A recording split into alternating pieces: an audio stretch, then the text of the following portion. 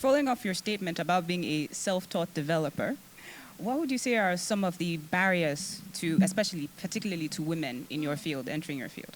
So I'm gonna answer that question in A and B, right? So there's barriers to just being Nigerian, right?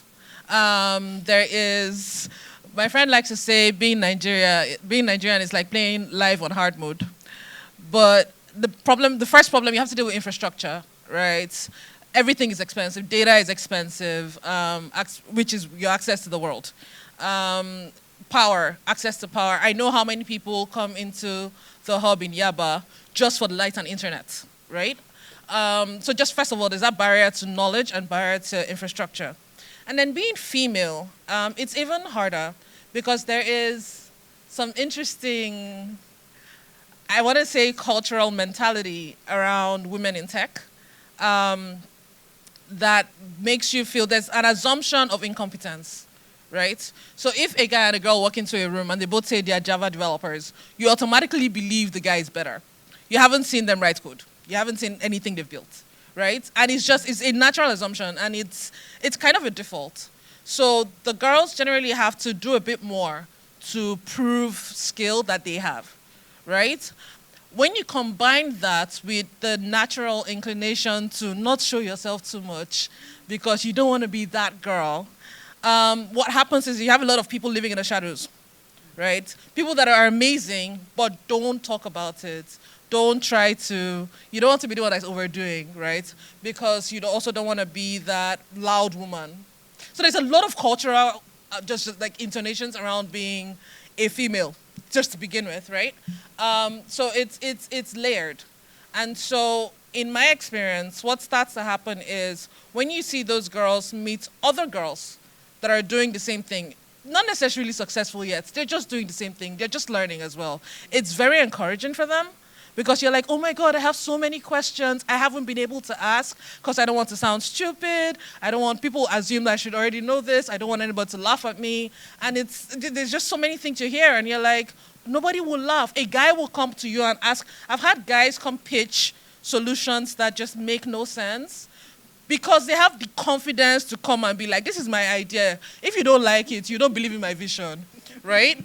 But a girl will automatically shy away and just hide inside because she doesn't sound wrong, right? So I think before you even start to talk about, common rights code, there's just the mentality gap that you need to say first. Before you are a female, you're a person. You're a person with dreams, with ambitions, with skills, with flaws, with mistakes, and accept that, right? And then let's talk about what you want to do, right? So we've had, even, it's not exclusive to Nigeria actually, women across the world. It's known often that for job interviews, for instance, a guy will confidently say they know how to do everything on this list. Unless a woman actually knows that she knows how to do every single thing on the list, it's unlikely she will apply for that job. So it's not exclusive to us, but it's definitely something that we need to take into account and work harder towards improving in the future. So Pepper, they both have engineering backgrounds. You have a fashion background, and you've been in fashion all your life. So the creative industry has grown significantly in Africa in the last couple of years. You started Spice Channel, for instance, and you now have a hub around creative entrepreneurs. So how difficult or easy has it been trying to do that in this environment? Yeah, it's been quite interesting because when I started, I had a very kind of clear vision of what I wanted to achieve. And I remember, I was quite confident, thinking that it was such an amazing idea. You'd be stupid not to want to support me. So I would meet VCs, events. I knew a couple of angel investors, and it was just like they were just laughing. They were just literally laughing at, so what do you want to do? You want to support creatives, fashion entrepreneurs? Isn't it the thing is, in Nigeria, the typical angel investor, when you say fashion, they think about fashion as a business they set up for their wives on Follow Oshibo or Admiralty Way. And so they don't really kind of connect with all the other amazing things, creativity, the impact, the innovation, leveraging tech, and they're just looking at you. So it kind of dampened my confidence a lot because I was just thinking to myself, does this make any sense? But again, I think just because of my own personality, I just continued at it. And I think I quickly realized that for me, it wasn't really about looking for funding, first of all. It was actually building a business that made sense and being able to articulate the problem I was trying to solve. And then that's how things grew and people started knocking and other opportunities came. So even when we like interact with creatives, we try not to kind of say, go after funding, but it's like, are you actually investment ready? Have you thought about this business? Or are you just trying to do copycat fashion? Because I see Lisa Falario doing it and I want to be like Lisa Falario. Or I see Mufa and I want to also do Mufa, you know, because I have a sewing machine or I can sew. So we try to kind of take them away from that to actually saying, what is your USP? What's your differentiation? If you're in any of our classes, 70% are doing ready to wear. And so we have to start from the beginning, like what was your idea? What are you solving? What's your point of differentiation? And then that's how we try to build them up that way. And then what we find is that once they're actually getting into their business, they realize that actually I'm making money, I'm making revenue. So that hunger to go for investment isn't there when you haven't really got a clue. But yeah, I think coming from a fashion perspective, especially in this terrain, it's not something that people tend to take seriously. From your parents to, you know, I'm sure you've had so many stories of trying to convince your parents that you want to be a designer or you want to be an artist, and they're just looking at you funny and like, no, I'm not going to waste my school fees on this. So yeah, I mean, that's what you said. It's also that confidence as well. And even in a classroom setting, you find that the male entrepreneurs are very vocal. They're very confident. They can say what it is they're trying to do, even if it's rubbish. And then the women are very kind of reserved and they're just kind of waiting to speak later. Or they're very good at networking, but they won't speak up in meetings or in, you know, public gatherings. So yeah, that's the kind of things I've observed. All right. Billa, so Africa's Talking is now across multiple countries. So how would you say would you grow a venture-backed company to scale?